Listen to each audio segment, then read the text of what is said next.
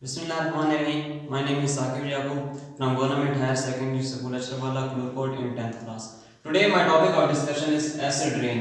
आम पानी की pH 7 होती है, जबकि नॉर्मली तौर पर बरसने वाली बारिश का पानी थोड़ा बहुत एसिडिक होता है, जिसकी pH 6 to 6.5 होती है। इसकी वजह इसमें मौजूद कार्बन डाइऑक्साइड है।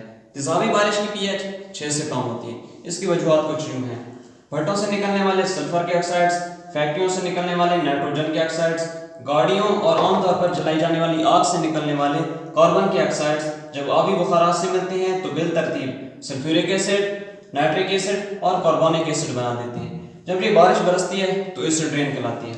अब इसके असरात कुछ यूँ हैं: जब ये एसिड रेन दरख्तों पर बरसती है तो इनके पत्तों को तबाह कर देती है, जिसकी वजह से फोटोसिंथेसिस का अमल रुक जाता है, नशोनुमा रुक जाती है और ये दरख्त मर जाते हैं।